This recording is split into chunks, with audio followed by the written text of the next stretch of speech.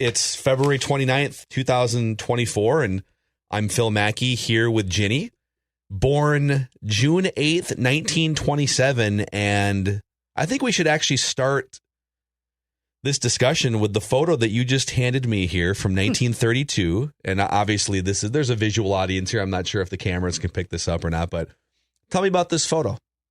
It's usually about a year and a half is when the pictures were formally taken. And so my brother's about a year and a half then, and so there we are. So this might have been your second photo taken then. Oh, maybe more than that. More than that? Yeah. Mm-hmm. Okay. What do you remember about, what were some of your first memories, I guess? Born in 1927, so you were born essentially into the Great Depression era. Yes. What were some of your early memories from just growing up in that era? Actually, my father and mother just had bought a drugstore, and not the building, but not the real estate, but the interior, the business. Mm-hmm. And they had just paid it off. And so they were extremely economical to do that. So the Depression made absolutely no difference. And parents protect their children. And so it meant nothing to us, really, truly. Yeah. So you saw the world around you was sort of... It stayed the same. Everybody had a garden, and it was the same. Yeah. It really didn't mean a thing. They were going to build a new house, and so they didn't, but we didn't know that. Bobby and I didn't, and so we were perfectly happy. Yeah. And so Bobby was your brother? Bobby was my younger brother, yes. And your only sibling? Yes. Mm-hmm. What was it like growing up with Bobby? Very nice. We like? had a good time together. We really enjoyed one another, and we knew very early that we could get anything we wanted if the two of us, if I was on his side and he was on my side. So you'd team up? Absolutely, from the very beginning. Smart kids. And, for example, if he wanted a new fishing rod and reel, I said, yeah, I think he really should have it, and he'd get it. And so I'll give you a little story later on what happened. And this is later on, Alan Mahowald, who I later married way back when.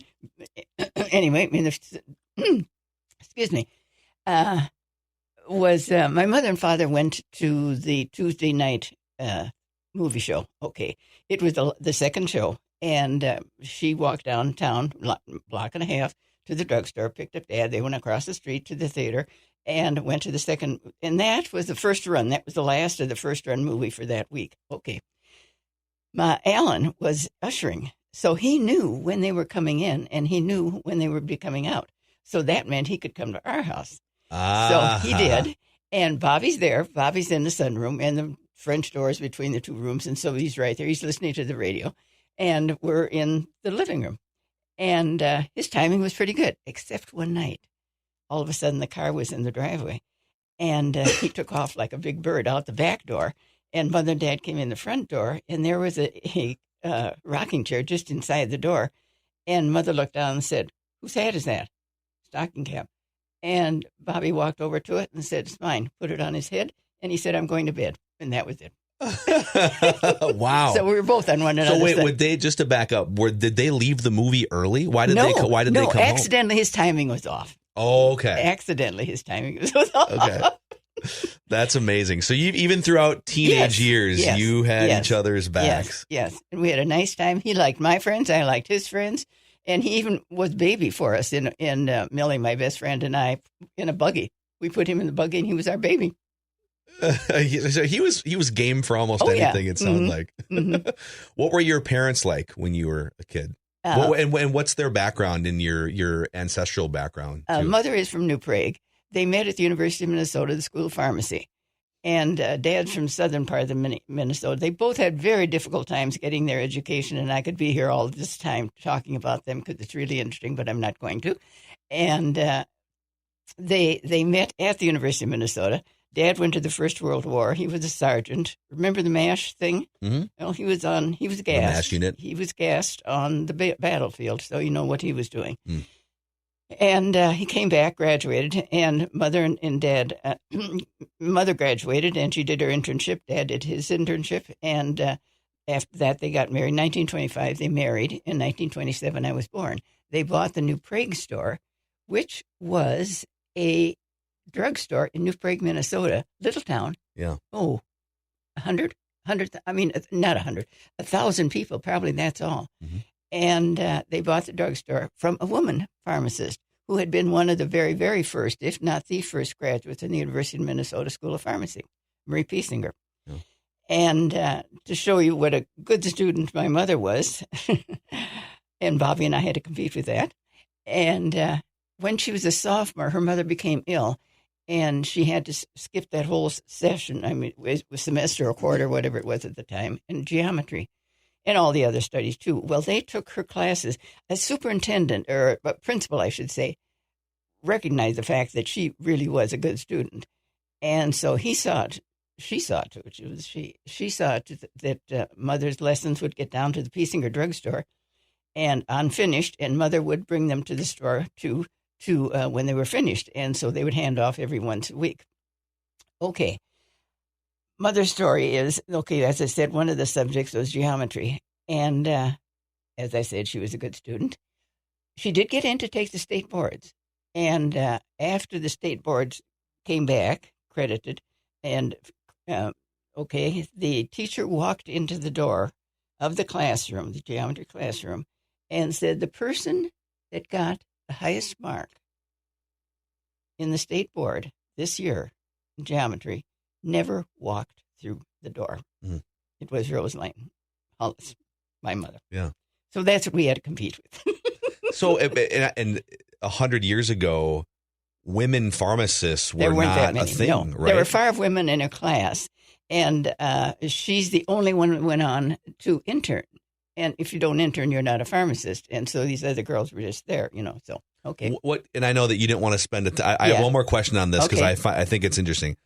And I think it sounds like it might lay the groundwork for maybe your family and just what gave her the confidence to pursue that career, knowing that there wasn't a precedent for women to get into pharmacy. If Marie Piesinger had not had the store, my mother would not have known anything about it. Yeah.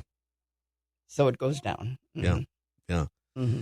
And then, so now we're going to fast forward here. I want to go through some of your schooling here. Mm-hmm. Tell us about going to school, growing up in New Prague. What was it like? This is now high school. World War II is going on. Absolutely. I was, in 8th grade when Japanese struck, and the war was over for 45 when we graduated from high school. So high school was World War II Absolutely. for you. Well, that's what shaped us. Mm-hmm. That's what shaped us. Everything was we were conscious of the fact that people were dying all the time. We wrote letters to everybody. Yeah. I wrote letters to a cousin that I never did meet. Yeah. And we all did. Died in the war? Or No, he lived a nice long life out on the West Coast. Okay, good. No. What was it like? I mean, what was it like just following the news and you were old enough to be probably listening to the radio at the time and getting updates. Did you immerse yourself in that as a kid or not? We did so much? in the Atlantic, in the Eastern, not the Eastern, European theater. Okay. But really didn't know anything about the Pacific theater. Okay. My father had been in Europe, for the First World War, so he was extremely interested in that part. So that's the part that we would listen to. Yeah. Mm-hmm. So and did he talk about his experience in World War I ever? No. It's interesting how some, whether it's World War I or II, some will come back and tell stories, and others are buttoned up and keep it in the vault. One time we were having dinner with a guest of mine from school, and we were getting up, and so the conversation veers in different ways than when you have a guest at the table. Yeah. And I don't know what we were talking about, but as we were getting up and straightening the chairs, my father said, I always like the Germans better than the English. And I thought, well, he's all Irish. Okay. And we never talked about it after that, but it's worth thinking about. Yeah. Yeah. Mm-hmm. How would you describe your parents' personalities, and how did they shape you as a person? What attributes of your parents would you say you've taken on in your life? My mother was very organized. She was extremely intelligent. She was very capable. She everything was run properly. I mean, we had the proper food at the proper time. She had a garden. She was a fantastic gardener. Yeah. One time I walked into the house and near the kitchen stove, and she was doing an experiment between some hot liquid and something else and something. She said, be careful, don't get close to it. and she's doing that all on her own. My father was very gregarious, just a delightful man. And I don't think there would ever be any one person that would say that worked for him that didn't like him. Yeah. And you could go to him, and he loved children and gave the best ice cream cones ever. Oh. And and we had penny candy that was big as long as this. And so, he was very, very nice. He was popular. He was mayor for a couple of times and school board for 15 years, I think. Wow. What was your favorite ice cream flavor as a kid? Oh, anything. Any kind of ice cream? Goodness gracious, how could you be? Yes. And you had all the options, I suppose. At No. Mother was very careful. You didn't have ice cream that often. No. Okay. Oh, How no. often would you get ice cream? I don't remember, really. No. Don't remember. How did you tell me the story about meeting your husband? 6th grade. Okay. And I looked at him, he looked at me, and we smiled at one another, and heaven only knows. And one of our daughters, Kathy, said, What did you find interesting about him? I said, I don't know. He looked at me, and I looked at him. I don't know. But we were boy and girlfriend from that time on. And through grade school, through high school, and he went to St. Thomas, and I went to St. Kate's. But in high school, you see all these things, and I'm absolutely appalled. People walking hand in hand, people putting their arm around one another, kissing in the hallways. We never talked to one another. We knew where one another was, and if we passed in the hallway, and we'd managed to look, that was it. Yeah, because we would have been teased unmercifully. Yeah. Well, okay. So wait, you were officially boyfriend girlfriend throughout school. Yeah. When did you do you have a first date from high school or something, or how? No, you were just together, and we would. That was that. From ice skating, he'd walk me home after school functions. Now this is the war again. There was nothing else but school functions for us, and he'd walk me home. That's it. Yeah, that was it. What were some at St. Kate's? We had a 10 o'clock and 11:30. That's the most I ever had. I only had one 11:30 at home. Oh wait, a 10 and 11:30. What? 2 hours nights we could stay out at St. Kate's. Okay. So that was more than I had at home. But there must have been something about him that drew you to him. Very Otherwise, you could have been with any other. You could have been walking around the hallways with any other. I wasn't walking around the hallways with anybody. We never walked down the hallway together. But you could have passed by any other person. Yes, you know. He was interesting. He was always interesting. Mm-hmm. Interesting in what way? He would about his life, something that he saw. He would just he shared everything. Yeah. And it was really nice. And so I shared everything, and we had a good time. Okay. Mm-hmm. When did you get married? What's the story of? We did not get married until, he graduated. He was accepted at Marquette in dentistry. His brother is a dentist. Older brother was a dentist. And somebody came to my future father-in-law, or rather my father-in-law, said, I think I'm going to sell. It was Ray's Garage at the time, because neither of the two boys are interested. And this other person, not his father, never said this to him. This other person said that to Alan. And Alan told me, and that's when we're in college. And I said, okay, I am not getting into this decision at all. This is your decision. And whatever you decide, I'll abide by that decision. However, my course is 5 years, and I will finish my course, so irregardless. And so that's what we did. Yeah. What your college experience? What was college like in that time? I'm trying to do the math. This would have been the late 1940s, after the war, early 1950s. Mm-hmm. What were the classes like? What were the instructors like? What was a typical day in class in college during that time period? If you would say what was the most, my life got different, it was going to St. Kate's. Yeah. But for 2 years, I lived on the 3rd floor of Whitby. Another 2 years, I lived on the 4th floor of Whitby. Nobody lived out unless you were living at home. Throughout all of college? That's right. Yeah. That's right. Mm-hmm. Okay. And I was perfectly happy there. Okay. Now, what was the question again? What was it? What was a typical day of school like? What were the classes like? What were the classrooms like even? The different part was, okay, there's this bell rang at 6 o'clock or whatever it was in the morning to wake us all up and to go to Mass. Yeah. You did not have to. It was not mandatory. You didn't have to go. But if you went, we were all issued graduation, the black gowns, so that you could put that black gown over your pajamas and go to Mass and have breakfast and come back and get dressed. And so that's what we were all in this black thing. When we ate, it wasn't a cafeteria. We sat at a table with 5 girls and 1 nun. We had places to sit. We ate properly. We had proper manners. We did everything the way. So there was a nun at every table? Yes. Okay. There was a nun at every table. Mm-hmm. And you had an assigned spot. Mm-hmm. Making sure that you guys were in line on your best behavior. Mm-hmm. Yeah, my family, my dad and grandfather went to Catholic school all throughout there. My grandfather went to Notre Dame, and they would not refer to teachers or instructors. They would refer to the fathers, the priests. Oh, yes. That was the structure of the school back then. Mm-hmm. Mm-hmm. That was, yes, and our nuns. And as I was telling Jim, I think the big event was going to school, really, going to St. Kate's. And I was petrified. I came from a dumb little town. I was the dumbest person in the world. My parents were the dumbest. And I just felt, well, we were with Holy Angels girls, all the girls, and everybody was smarter than I was. Everybody was more cosmopolitan than I was, I felt. And also, I didn't feel that when I went to Catholic school for eight years, but the nuns were more distant because they were with children. Okay, there was this one girl that was very loud and noisy. I think this is the first 2 months that I was there.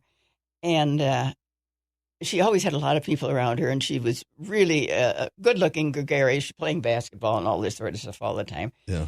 And we always had a nun on our floor in case, for safety reasons.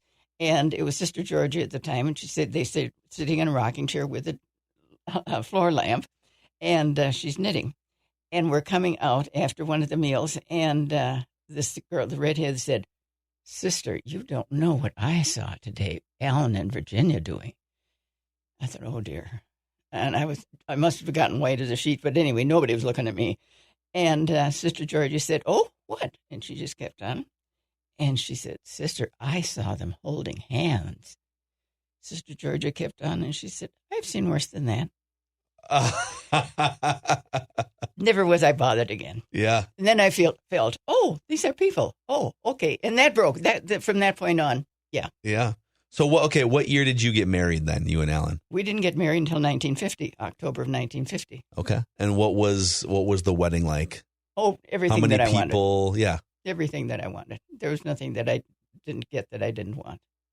A beautiful wedding, beautiful flowers, beautiful invitations, a beautiful trousseau, which one doesn't get anymore. And I had a gorgeous trousseau, like 3 cardigan cashmere sweaters. I really had a lovely trousseau. How did he propose to you?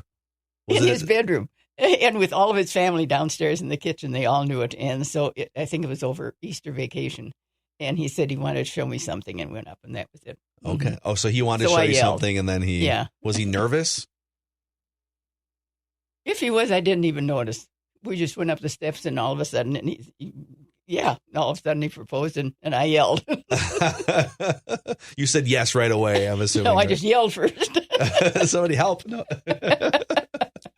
Amazing. So how long then between your perfect wedding and when you first started having kids? 2 years. Mark was your first. Mark was 50. Yes. Married in 50. Mark was born in 52. Mm-hmm. Okay. Mm-hmm. I might be putting you on the spot a little bit here, but I want to ask you. So it's Mark, Mary, Kathy, and Jim. That's right. Are the 4 kids, right? Mm-hmm. Jim is actually here off camera with us right now. Yeah. Mm-hmm. Give me, and there's pressure because one of your kids is in the room. Give me a word to describe each of your kids when they were children, the most prominent way that you would describe them, the most prominent personality trait, and then one word to describe them each as adults. We'll start with Mark, your oldest one. What's one word to describe Mark when Mark was a child? He had the personality of my father. Okay. Which was delightful. Yeah. He had a nice sense of humor. And I thought he was God's answer to mankind. He's my first little baby, and I didn't know anything about children at all. And he managed very well. In fact, all 4 of them are very good. We're very good babies. And some woman said to me, "Oh, I had so many problems with eating." I didn't expect to have problems, and I never had problems. Yeah. So I was really delightful lucky. would be Yes. that word. What Mark, about Mark okay. as an adult? He's very interesting. Very interesting. Hmm. Okay. He's interested in the world around him, and yeah. Hmm. Okay. What about Mary? Oh, Mary Kennedy. Mary Kennedy talked all the time. She got caught, and I thought she was guilty of everything in the world. Mark would never be guilty of anything. He was my pride and joy. Good heavens, Thought Mary Is had that done, true, Jim? Is that true? Yeah. Mary did talk a lot. Okay. Oh, she did, and she always got caught. She always got caught. That's true too. She always got caught because she talked too much. And but she was really, when she was little, she would go to all the houses around, and I don't know how they let her in or how. Anyway, all these grandmothers, and she would sit on their lap, and they would sing songs with her. They would tell her stories. They'd give her cookies and milk, and she was just as happy as could be. And then she'd go to another one another day and spend a couple hours with her again. Yeah. I And love it. And she still is very gregarious, and she still does talk a lot. And she's a real estate agent. Okay. That sounds like a very fitting. A very successful. She was an elementary teacher, and she was really good with children. And and so she's a realtor. And Kathy, well, Mark was all boy, Mary was all girl. Well, then I had Kathy. Well, I had a third sex, or I had individuals. That's what I had. Mhm. And Kathy was completely different. When, for example, if they misbehaved in church, and I have strong nails, still do, and I would just pinch the top of their arms, and they all swear they still have signs, and so they would quiet down. You know what she did? She yelled. I could have killed her. Oh, no. In the middle of church? Yes, imagine. This child. No, she was extremely fortunate because Mary was really nice to her. For example, when we went down the street, we lived on a street we called Fertile Acres. Every house had at least 2 children, 2, 4, 6, 7. Yeah. That's what it was. And you opened the doors, and the kids were out, and they were playing all over, and so it was really great. You open your door in the morning, kids go outside, come back for lunch and dinner, and Have an individual whistle or an individual bell, so they could go home at noon, and that was it. Yeah, and you didn't worry about them, and they were all over the place. So what was that? Oh, okay, Kathy. Yeah.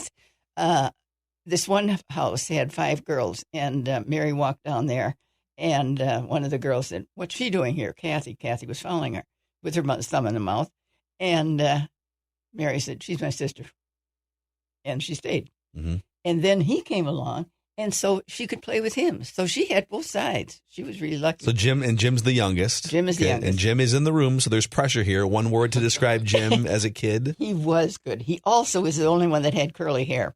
And Alan had curly hair. And so when their 18-month picture came, I washed his hair and I fluffed it all up. And it really wasn't that great, to be honest. But it was the best I had. And Alan came home and said, "It's not going to look right." Well, I went that afternoon and we got the proofs, and it didn't look right, so we had to do it again. But he was good. Well, there's so much going on. There's 3 years between the 2, and then 2 years, and then 18 months. In 6 years, I had 4 children. That was a very busy house. Yeah. Mm-hmm. That was, I feel like, and that was kind of an era too, where you get married, Yes. you have kids very quickly. If you're going to have 4 or 5 kids, you're not going to stretch it out over 20 years. That was the culture, right? In our days, I'm before the pill. Yeah. We didn't plan anything, as far as I know. Yeah. No, you're right. So but you mentioned a few minutes ago too that you had your okay, you're going to have kids, and I don't know anything about having kids. You sort of mentioned that in passing. How did you figure out how to be a great mom? Your kids and your grandkids clearly speak highly of you. So how did you figure it out? What was it like being a mom? I don't know. I like children. I like other people's children too. Later on in life, somebody said, "I like my children, but I don't like everybody's children." Yeah. And I never thought of that. It's true. Yeah. Other people's kids are annoying sometimes, right? Your own kids are. No, they were downstairs. The houses were always. It was for children. Yeah. I want to talk about your career too, because I don't want to gloss past. Okay. We've gone through from 1927, and now you have 4 kids, but you also have been a dietitian. Your profession is dietitian. Yes. So let's kind of fill in some of the gaps there. What was your what was your first ever? Was that your first job outside of drugstore then, or when did you become a dietitian? How did that? Oh, after graduating from St. Kate's. So you jumped right in after that. Okay. And entered the University of Minnesota, got married, and then didn't go back until after, what was I? My train of thought went something. Didn't go back until he was in first grade. Well, as I say, I entered the University of Minnesota, so all my friends in my class were getting jobs in the area. And so she called me. One of my best friends was in the public health department, and she called me and said, this is Lyndon Johnson is president. And there was a shortage of dietitians. And she said, they're setting up a stipend, and you qualify. I said, oh, I don't know. She said, Jim's in first grade. It's time for you to do this now. I never stopped my membership. I always kept up my membership, always. Okay. And so I did, and then I went back and got the job at my first place. No, I never had wrote out an official application blank. Okay, it was only a stipend for a week to refresh what you'd had. Okay, so I did that, came back, and the last day that we were there, I said, okay, now I'm feeling confident right now here with everybody else, but I'm going to get home to a house with a lot of dirty clothes and a dirty house, and I'm going to get back to work, and I've got 4 kids waiting for me. Yeah. And I'm going to lose all my confidence. And but I got home. The first day I did all the laundry, I did all the cleaning, I did everything. The next day, as soon as they got off to school, I went to the phone and called the surrounding 30 miles in circumference of the towns, and to see if in Lesueur, Northfield, St. Peter, Silver, no. And I got interviews right away. And got the place that I wanted to be, and started only one at a time, and had a great time. Ended up with 5, and had a nice time. Did it for 24 years. Yeah, we see you had 5 clients. Yes, I was a consultant. Okay, I was a consultant. Yeah. Okay. Excuse me. No, you're fine. We can. Yeah, we've got mic pads on these. They're fine. So you were a consultant. Yes, and you consultant dietitian. Yes. Okay. Mm-hmm. What I might butcher the asking of this question, but what are your general dietary pillars? Do you have specific things that you feel passionate about as a dietitian that people should or shouldn't do, or is it very specific to each case throughout your career? The one thing that I don't, when I was at St. Kate's, all my extra classes were, I could have had education too. I had all the classes for education except practice teaching, because I thought, I am doing adult education. And so let's see what's in the education thing. I felt I didn't want to come off as being,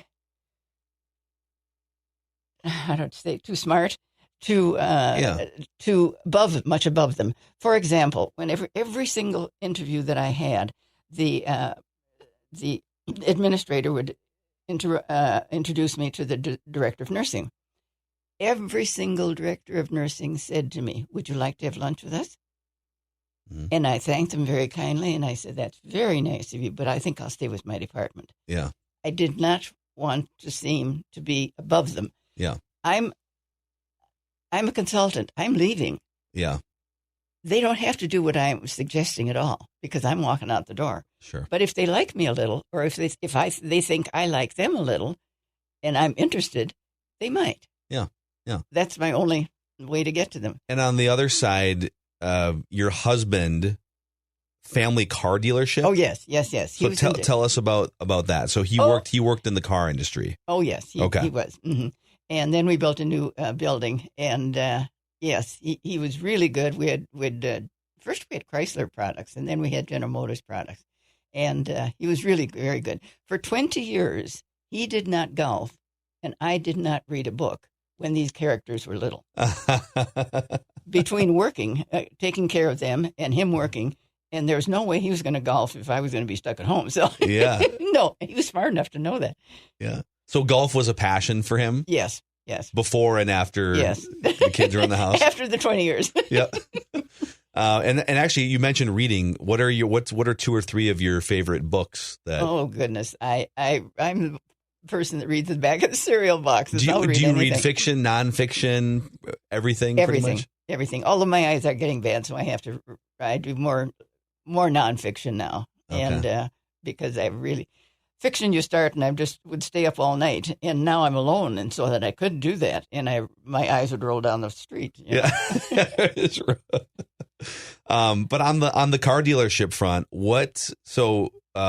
when did he get into the car industry? That's what he came home for. It was Ray's Garage, turned out to be Mahowald Motors, and that's was his livelihood. And he was good, and he enjoyed it, and yeah. Okay. It was not always easy. It's a hard business to be in. Yeah. Any business is hard to be in. There's some problems along the way. But his employees, he had families. He had husbands. It isn't like in the drugstore where you have 2 part-time women helping you in the front or 5 part-time women helping. Yeah, you're providing for providers that are trying to provide too. Yes. So if something goes bad, you think about, oh. And at one time, we did not take a salary at all because we got everything else paid, and that was fine. And you did that because you had to. Times were a little tough, and you had to pay other people, and they're more tough than really. But okay, so when we got married, we didn't have any money, but we weren't poor. Yeah. You can believe that. We were just really happy. We had a new house. We had, we were just happy as can be. Yeah. What was your first house that did you buy or build a house after you got married, or what was the first home that you lived in? Alan was there before me. He had bought a lot before I came home, and then he went down to see what kind of a house he could put on this lot. And they said, "Oh," and then prices. He realized he didn't have that much money. Okay, and we couldn't be able. Anyway, so we were talking to my father, and my father said, "Well, why don't you build on your lot, Virginia?" What lot? Well, my grandfather had given me the back to back to his house, and it was a smaller lot, and it really wasn't an older section, and so we built a small house, bedrooms and gardens, and it was just darling. It was redwood, and I loved it. And he made all the furniture. Okay. He made the furniture. He made the chairs, and they were not rough. They were good. He made cabinets. He did everything. Yeah. He was really great. And what is this in New Prague or where? Oh yeah, this is New Prague. So how many different places did you as a family live? Just New Prague and Cedar Lake, which is 5 miles out of New Prague. Yeah. Yeah. Mm-hmm. But you've traveled a lot, right? We did. Yes. When I got home from our wedding, 7th of October, the 1st of November, I'm back clerking for my father, and he walked in, and he said, "I have to talk to you, Virginia." Okay. And he said, "Your mother wants to travel, and I don't want to travel. Would you travel with her?" And I said, "Yes." No conversation. No, I'll go ask Alan or anything. How could you say anything to somebody who'd done all this for you? By the way, all the way that I was in St. Kate's, I could go to my mailbox 6 days a week, and he wrote to me on a little prescription blank. Just about 3 or 4 sentences. Love, Dad. Yeah. Never saying, "Study hard. Did you do well in that?" Never that. It was always just news. Bobby's playing basketball, that kind of thing. Mm-hmm. Yeah, just little 2-3 sentences. The things that we would now text message somebody yes. Mm-hmm. Which I want to come back to some of that too. I have a question about sort of how things have changed. But where are, just in terms of places you've traveled, what are some of your favorites? We could stay on that for the rest of the time. We could have started the whole time on that. Okay, but that's why I'm going to say, okay, your mother wants to travel, you'll travel with her. When my mother travels, they were always month trips. Oh. Yes, not overnight something. So the first trip we did, and that was that spring, married 51 spring, we went down the East Coast and for a month. And Alan's okay with that. He's a nice guy. And how could he help? My father had been so nice to us. And my father, there were only 3 boys that I could date, by the way. Nobody, he never told me that until, I don't know when, after we were married a long time. Who were the other 2? They're both dead. Everybody's dead now. So.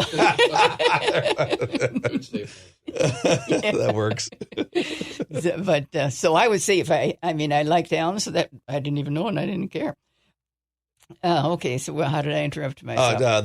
This is the first month-long trip with your mother. Okay, for that. So that was spring. Well, I wasn't pregnant and so she planned another trip in fall, and that was up the West Coast, going up the Grand Canyon and California, and going up spending all the time in California, really. Yeah. Los Angeles, Riverside, all the towns that you want. Where would you stay?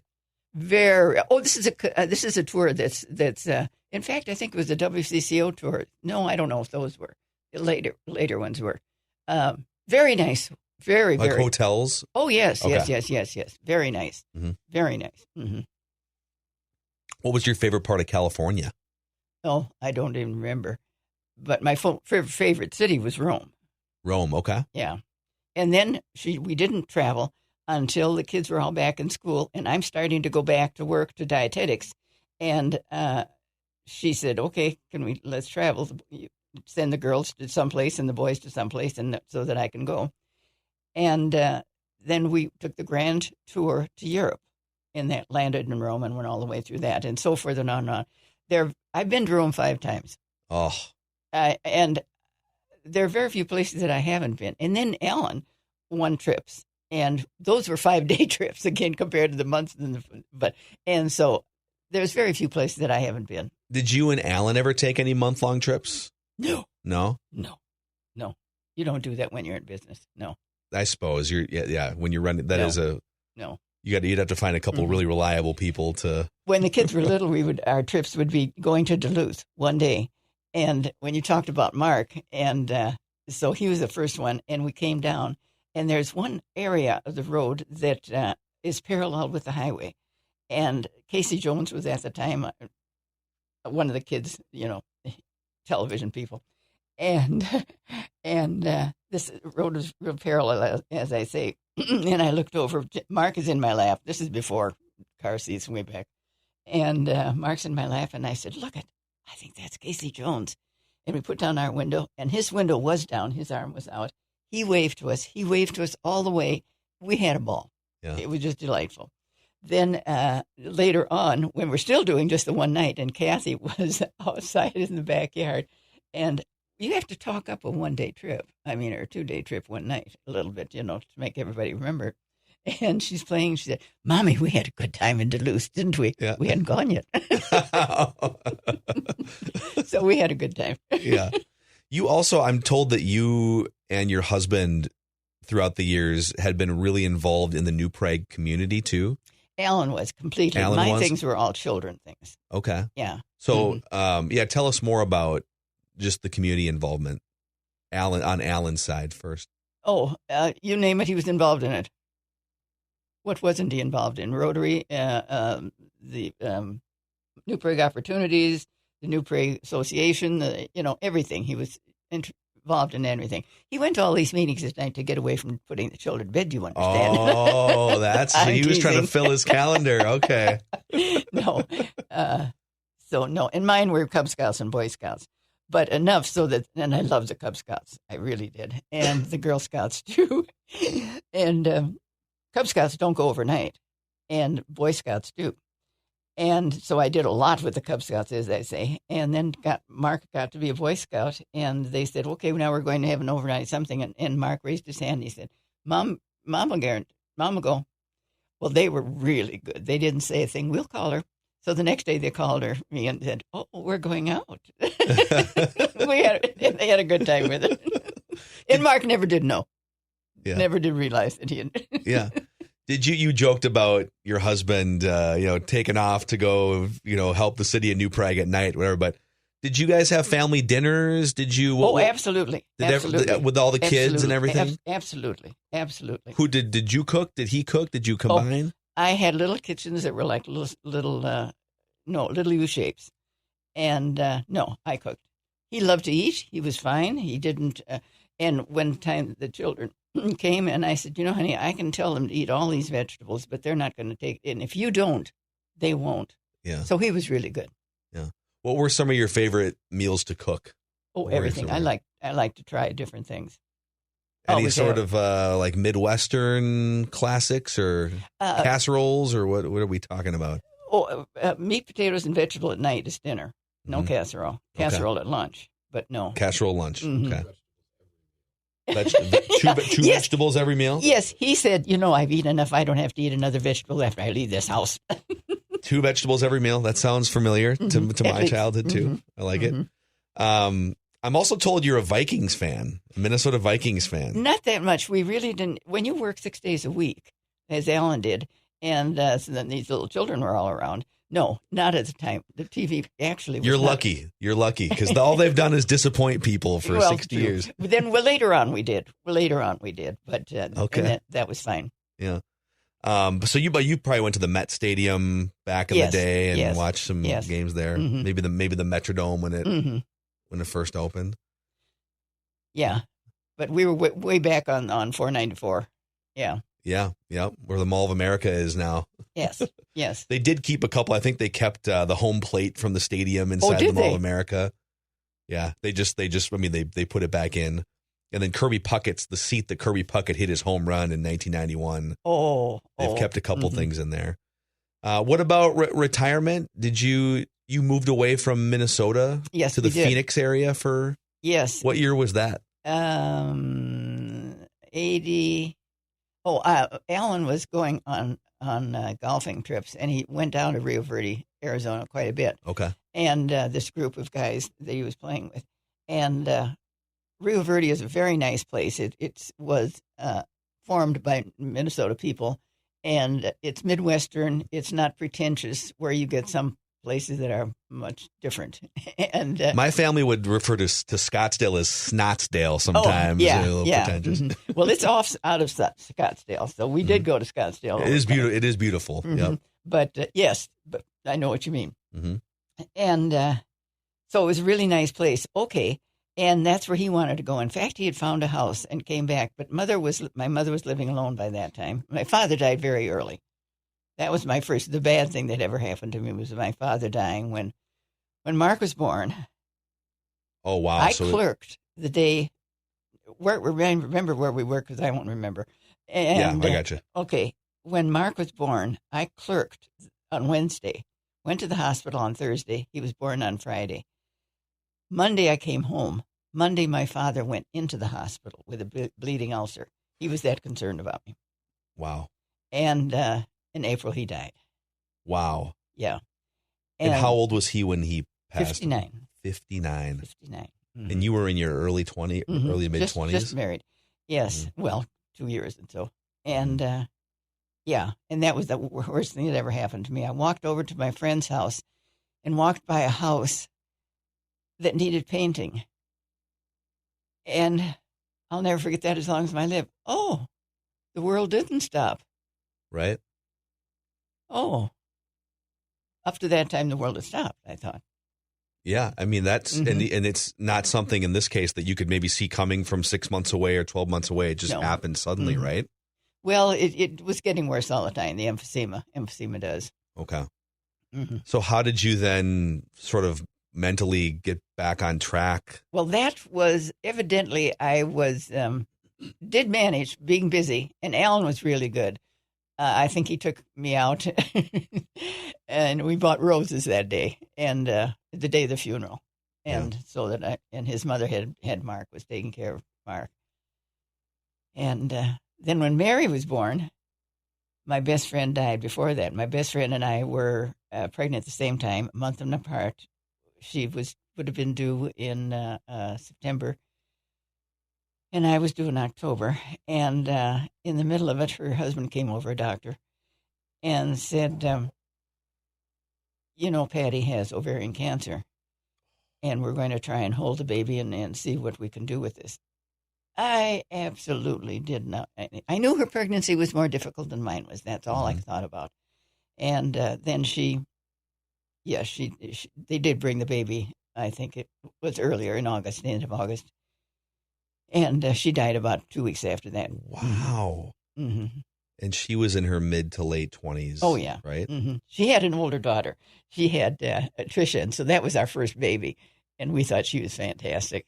Yeah. But you experienced, how did those two losses are not something that most people have to go through in their 20s. Maybe one, but not a best friend and a father. Close together. Yes, and how I did felt that shape you? Being Irish, I can't love too many people. Everybody I really love is going to die if I get another one that I'm going to love. But we went through it. And I think it was because of that. I thought I was really good after Patty, but evidently I wasn't as good as I thought I was. Because one day I said, I think I'd like to do something. and maybe a play school.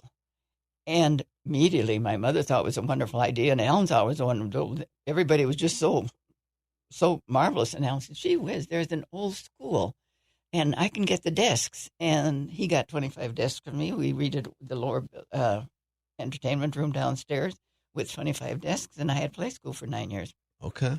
And if you can't lick them, join them. And so yeah.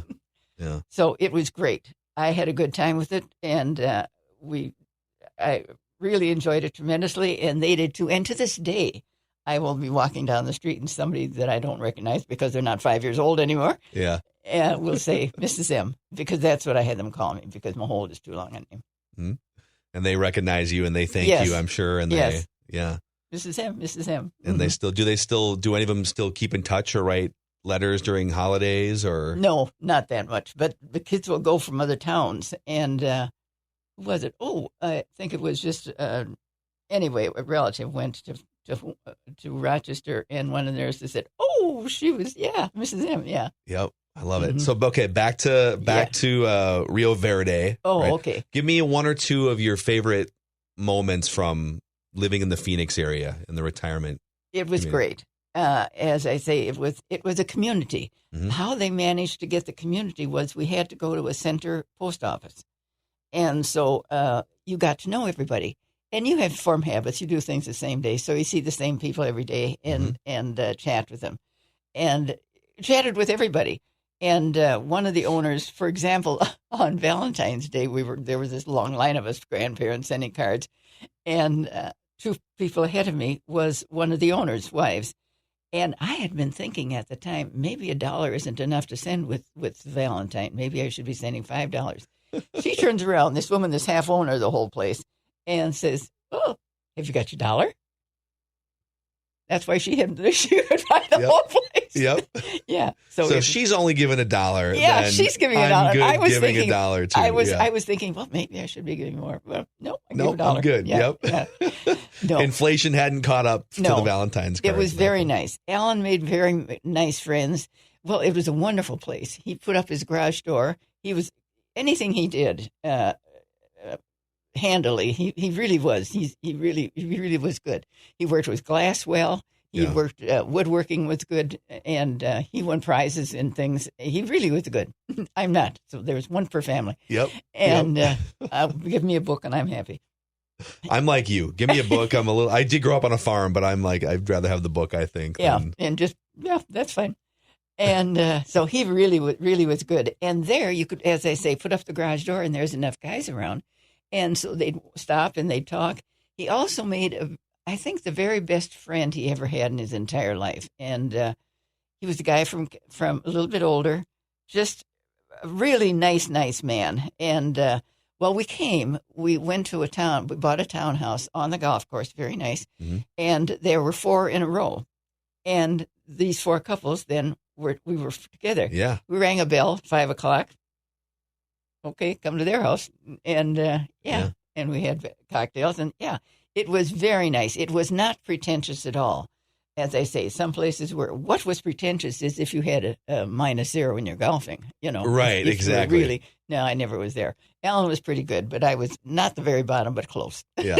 But it's right. If you can find some good Midwestern, there's a lot of Midwesterners that go down in Iowa, Minnesota, and Wisconsin. And... Well, one was from Washington, and one was from Washington, one was from Wisconsin, and another one from the outer part of Illinois. Okay. And the other one had been California, and then they moved up to Oregon. Yeah. Mm-hmm.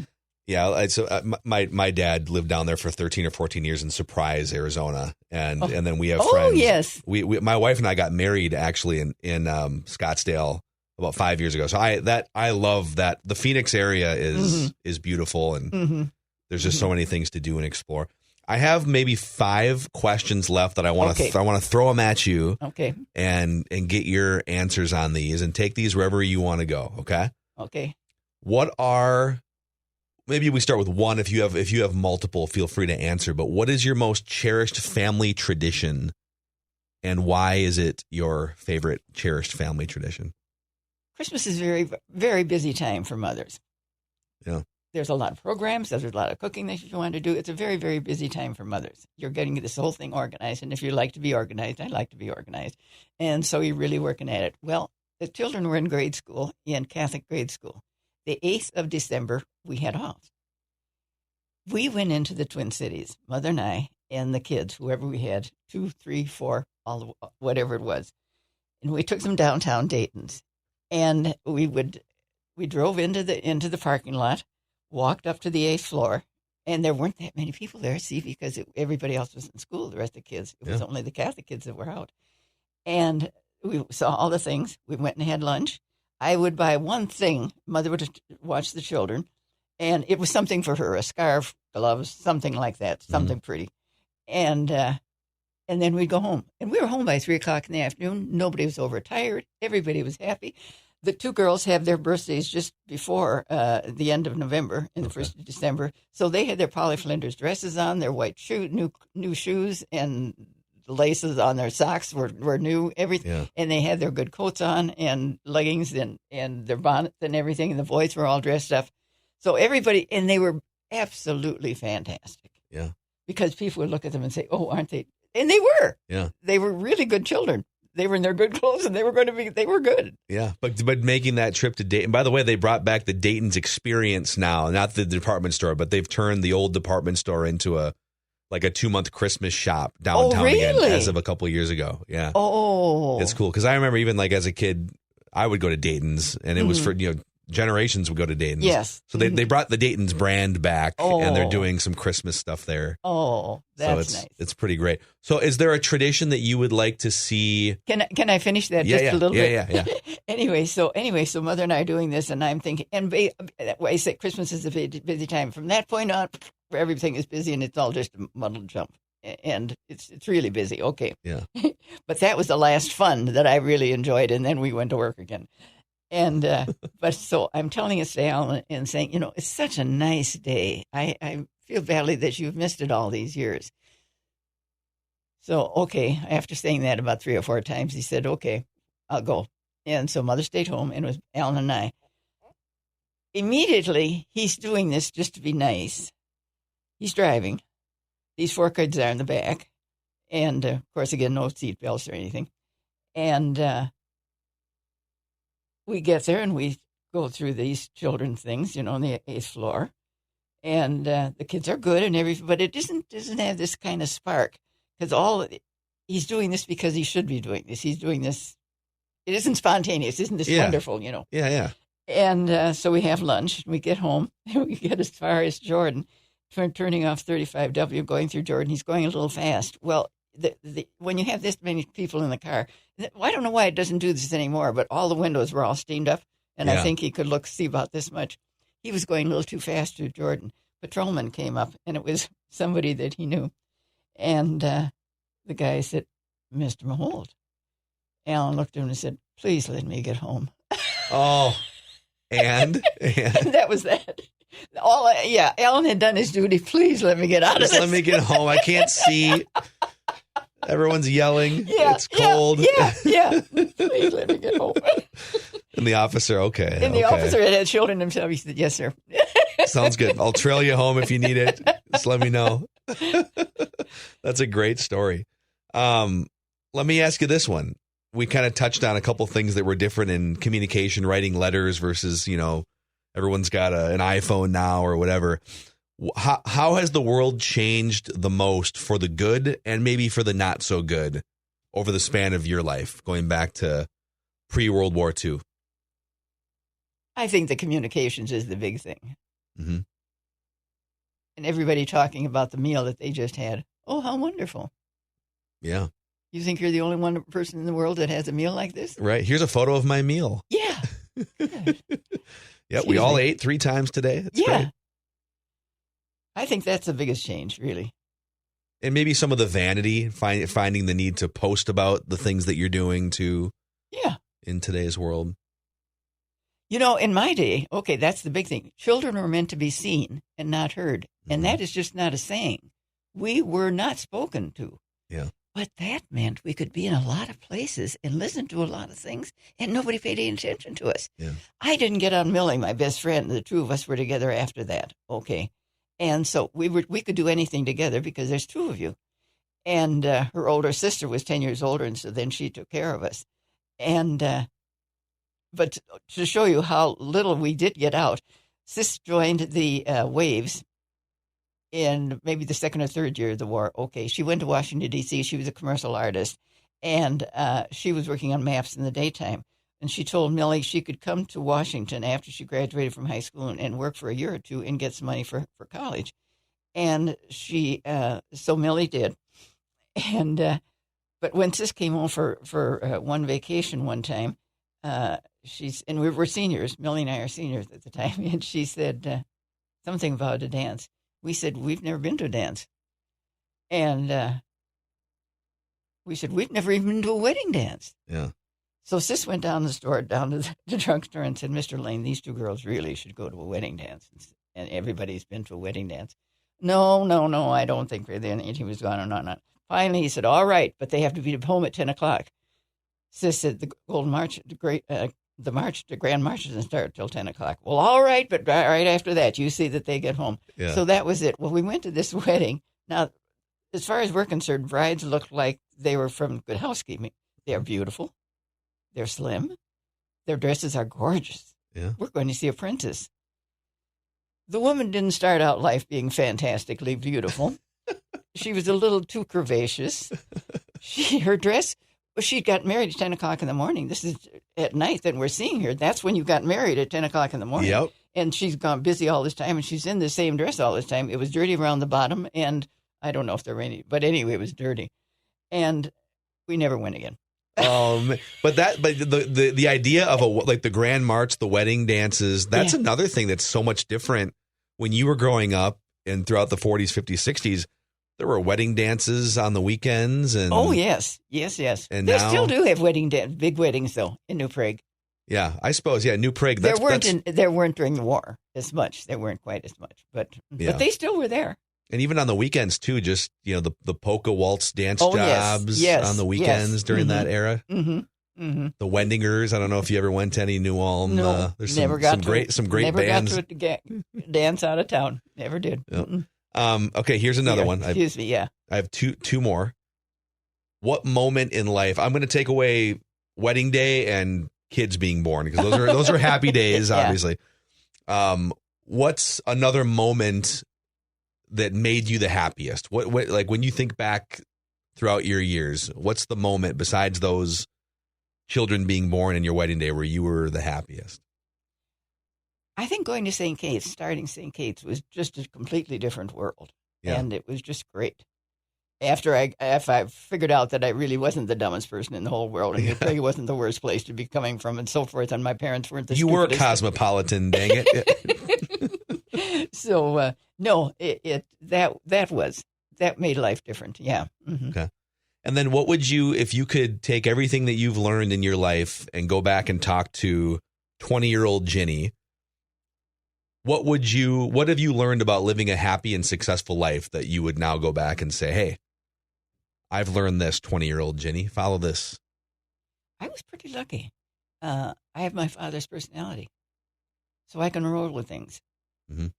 In fact, two of my friends ended up in institutions because it's a lot of work to have that many children. That, and if your husband says, "Oh, that's nice," when you get pregnant and walks out the room, rather than looking at you and say, "Oh, we'll do this, we'll get it through together," it's a different thing.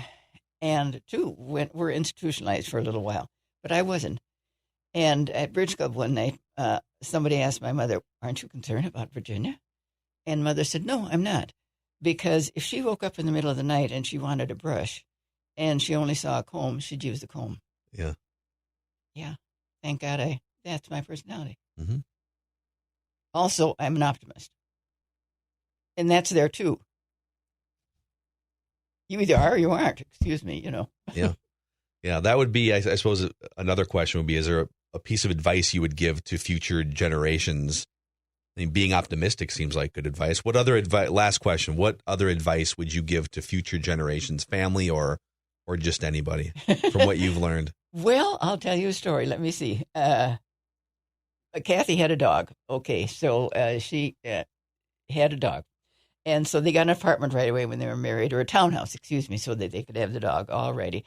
And then she was talking to her father, and she said, we're going to get another dog for Tom from her husband. So they both had dogs. I said, that's the stupidest thing in the whole wide world. Her dog is old by now.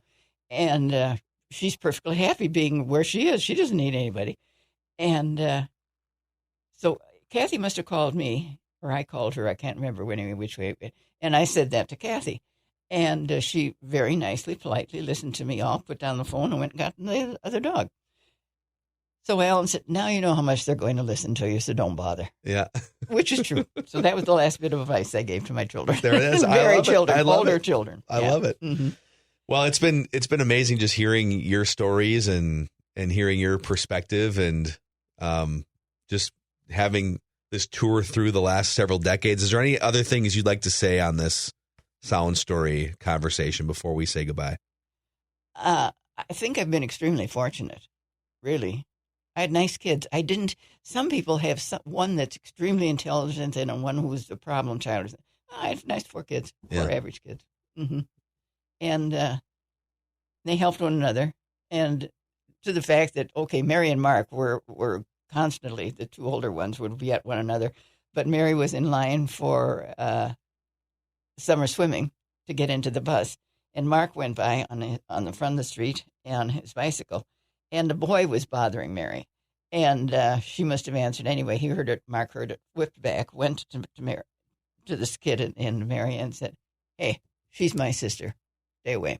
Yeah. He could do anything to her he wanted, but no way were you going to do anything. Yeah. Yep. Mm-hmm. Yeah. No. And so they really were nice to one another. And another time, Mark took him out on Halloween and went down the alley at the time. It was in Sunrise. And a kid came down real fast and went by and took all of his candy, all of Jim's candy. Mark was crushed because he tried to go after me. He couldn't get the kid. He came back in, and the two girls said, we'll trade. They divided it up. Yeah. It was fine. Yeah. Mm-hmm. Never did track down the candy, I'm assuming? No. It's just sitting somewhere. No, right and the girls right away said, that's right. We've got enough. Mm-hmm. I love it. I love it. Well, thank you for taking the time to come in here and just talk about your life. And I feel like I know you, even though we just met an hour ago. I feel like I know. I'm part of the family now. It's great. Now I'll have to hear from him. What did I say and what did I miss? I've heard them all. Yeah, that's what he says. That's why they're paying a lot of money so that I don't talk to them. That's amazing. All right. That's a wrap on this Sound Story conversation. Phil Mackey here with Ginny, and thank you again. Thank you very much.